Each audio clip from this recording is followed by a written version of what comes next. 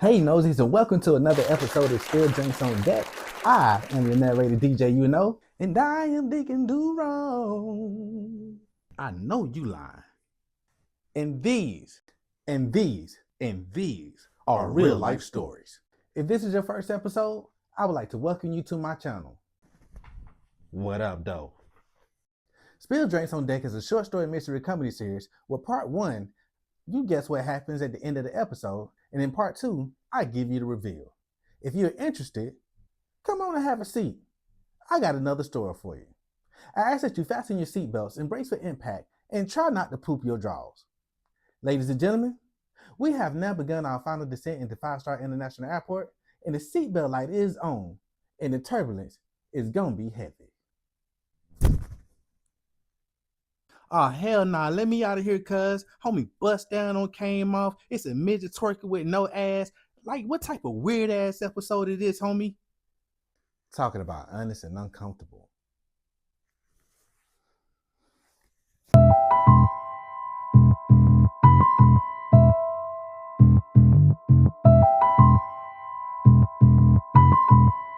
Where do we leave off? Ha! Yeah. I just seen one of the finest chiefs I ever seen in my life, and I ain't even gonna hold you. If God told me she was the wrong one, I'd go in debt about her. But I just got caught looking and biting my lip. My RDC screams, "Williams, I know you lie." My eyes open wide. That about face had worked wonders because last time I seen Shorty, she was walking in the office, and once I got caught, she was like this. And I was like, damn, I already know what time it is. She got closer to me than a midget stripper to a 5'10" man ball sack, I swear to God. And she smelled good. I said to myself, why I gotta be this horny all the time? Cause I'm about to get worked out. I already know it. Not touching me or nothing, but I can feel her body heat right around my neck area. You know what I'm saying? My RDC walks out with her short, fat leg ass, was like, did you bite your lip at my Chief Petty Officer? Snitch! So because of where Chief Petty Officer Brown is, I can't move my head to answer directly because she's right here. And what I'm not gonna do is get beat today, even though I already know it's on its way. I stand still, I was like, no, Petty Officer. Chief Brown is now in my ear. Her voice reminded me of one of those late night infomercials that kids used to watch in their closet. You know the ones. Call us now and enjoy a conversation with a single lady who wants you right now. And for only $99.99 per minute, you can have Katie, Chelsea, or Wanda all to yourself. Closet days, man. Shoot. Y'all know. What's up, Missy Lynn? Missy, I miss you. Yo, you thinking about me? Yo, you know why I'm at. I'm at my prayer chair, girl. You know what I'm talking about? They say a man that findeth a woman findeth a good thing. And since I was at my prayer chair, I just wanted to take the opportunity. Missy, oh, God dang it, man. They would not let me have my prayer chair to myself. So she right in front of my face, not mad, not yelling, just staring at me with these cat eyes. She finally responds. So she's like, you calling my petty officer a liar, Recruit Williams? I'm like, hold up, but this is, she was like, answer the question. I lie again because I'm like, dang, my party see a snitch. My head immediately dropped because I'm like, this ain't gonna be good. I know it ain't gonna be good. It just feels like it's not gonna be. She smells good though. She smells good. God almighty. I didn't have to look around to know that everybody in the department was now looking at me. And the fact that I'm getting yelled at, maybe talked to, by one of the finest chiefs I have ever seen isn't making it any better. She's like, Recruit Williams. So I got a liar, huh? I got a liar on my hand, Recruit Williams? I'm like, no, Chief Petty Officer. So you are going to be a man and admit that you're looking at me, right? My short ass fucking fat petty officer gonna sit up here and tell the whole story. Chief, when you walked in, Recruit Williams decided to look at you up and down. Chief responds was like, oh, is that right? Recruit Williams, did you did you like what you seen? Now, at this moment, I'm like, oh, wait a minute, this gotta be a setup. Chief Brown has already asked me if I was a liar, and I said no. I feel like this is a trick question. So to avoid getting beat, let me just tell the truth. So I answered, no, Chief Petty Officer. Come on back here, Cookie. He on a lot again. Hold on. Hold on. It's about to get good. Lie again. So Chief Brown is like, oh, so you think I'm ugly? I'm like, huh? I ain't even gonna lie, I walked straight in the devil. And what's even more crazier is, yes, I dated numerous of ugly women because all the fine one was taken. Who would have ever thought that Chief Brown was gonna be fine and smart? So I'm ugly Recruit Williams? I'm like, no, Chief Petty Officer. So which one is it, Recruit Williams?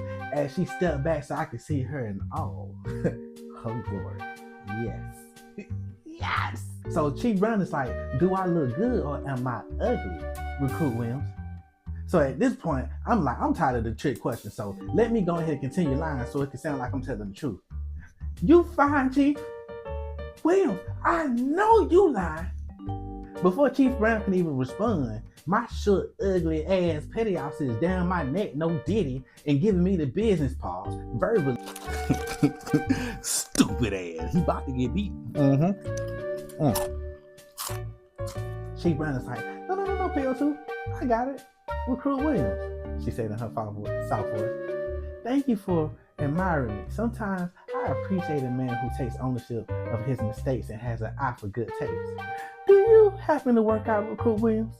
At this point, I'm like, hell no. No, I don't work out. Cause I'm about to get beat. Then she's gonna say, well, if you find me attractive, you know you're gonna have to work out right to keep me. What? Let's see if your eyes was worth it. Drop your guard belt. God damn! Someone else take the watch until we're done. And it was at that moment that I said, it's hard being a sheltered man straight out of your mama's house.